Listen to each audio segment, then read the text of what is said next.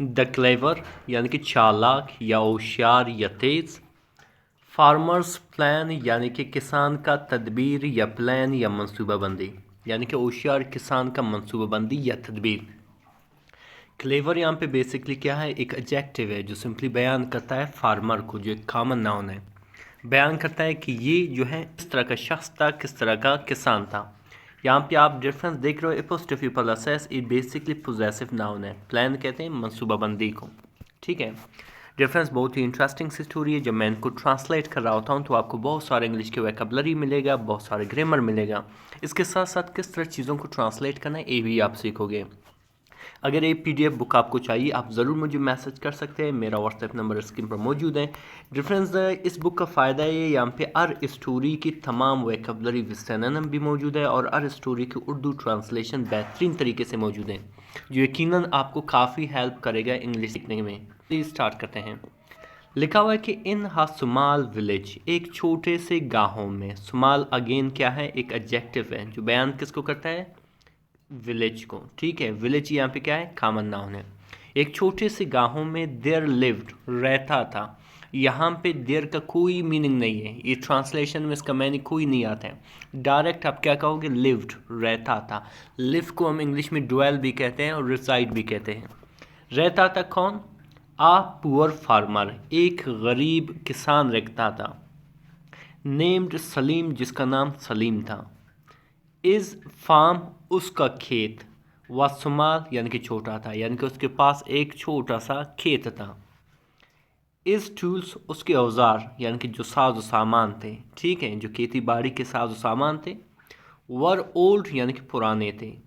And और is life full of struggles, और उसकी ज़िंदगी, लाइफ कहते हैं ज़िंदगी को, फुल ऑफ यानी कि भरी हुई थी, स्ट्रगल्स मुश्किलात से, ठीक है। यहाँ पे एंड बेसिकली क्या है डियर फ्रेंड्स, एंड एक कोऑर्डिनेटिंग कंजक्शन है। कोऑर्डिनेटिंग कंजक्शन का काम क्या होता है कि दो वर्ड, दो क्लास या दो सेंटेंसेस को जोड़ता है, मिलाता है, ठीक है। तो उसकी ज़िंदगी जो है वो मुश्किलात से भरी हुई थी। येट यानी कि फिर भी। ई नेवर लॉस्ट होप, उसने कभी भी नहीं, नेवर मीन कभी भी नहीं, लॉस्ट होप यानी कि उम्मीद नहीं आ रही, ठीक है। एंड और ऑलवेज, और हमेशा, looked for smart ways to solve problems, हमेशा क्या करता था, लुक्ड फॉर, सर्च करता था, ढूंढता था, ठीक है, किस स्मार्ट वेज यानी अच्छे अच्छे तरीक़ों को। क्यों, टू सॉल्व प्रॉब्लम्स यानी कि मसाइल को हल करने के लिए। सॉल्व कहते हैं हल करने को, जिसे हम रिजॉल्व भी कहते हैं, ठीक है। फिर आगे क्या लिखा हो डिफरेंस, वन समर यानी कि एक मौसम गर्मा में, यानी कि गर्मियों में, ठीक है। द विलेज, जो विलेज था, जो गाँव था, फेस्ड, सामना किया, किस चीज़ का, अ सीरियस वाटर शॉर्टेज, एक संगीन, सीरियस कहते हैं संगीन, पानी की किल्लत को, किल्लत का उसे सामना हुआ विलेजर्स को। द रिवर ड्राइड अप, यानी कि जो दरिया था, ठीक है, ड्राइड अप यानी कि खुश्क हो गया। एंड और even the wells were nearly empty, और अत्ता के द वेल्स यानी कि जो कुएं थे वो क्या हुए, करीबन खाली हो गए, ठीक है। पीपल, लोग, वर वरीड यानी कि परेशान थे। अबाउट देयर क्रॉप्स यानी कि अपने फसलों के बारे में, अबाउट मीन के बारे में, क्रॉप्स कहते हैं फसल। एंड एनिमल्स यानी कि जानवरों के बारे में, यानी कि जब पानी नहीं रहेगी तो वो किस तरह जानवर और फसलों को पानी देगा। मैनी गेव अप यानी कि बहुत से लोगों ने क्या किया, आर मानी, गेव अप मतलब आर मानी।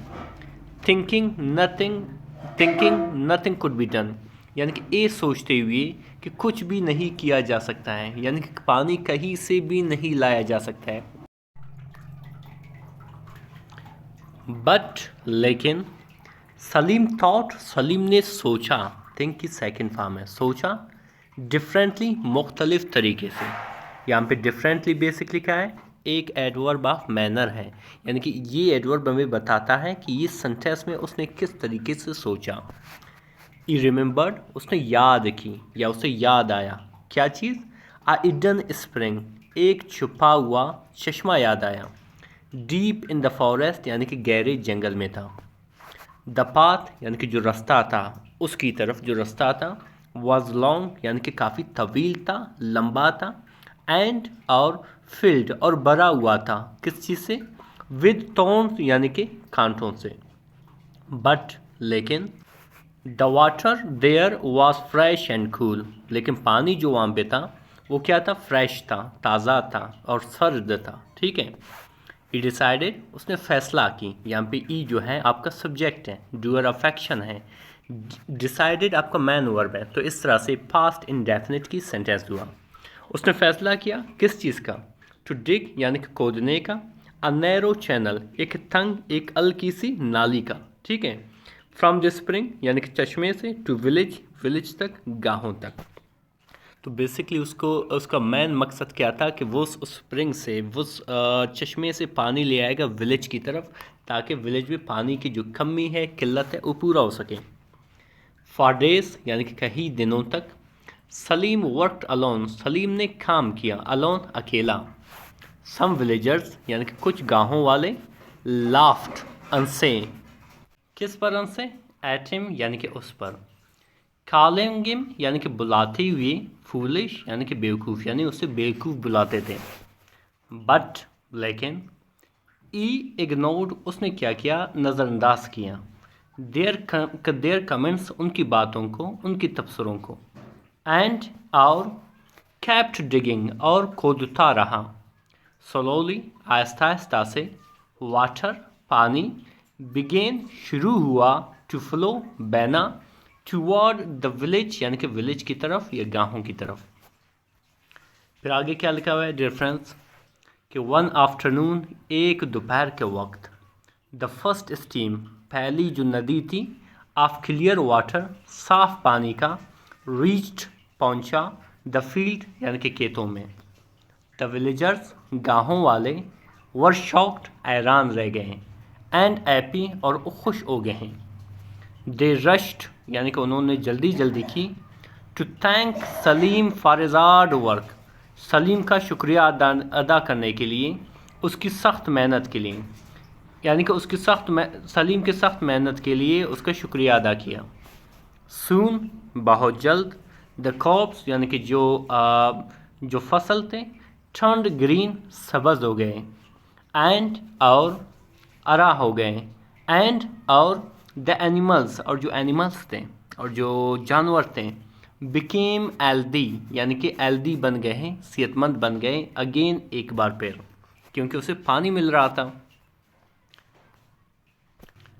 द सेम पीपल यानी कि यही लोग, ऊ वंस मॉक्ड सलीम, जो एक मर्तबा सलीम का मजाक उड़ाया करते थे, नाउ प्रेज्ड हिम, अभी उसकी तारीफ करते थे।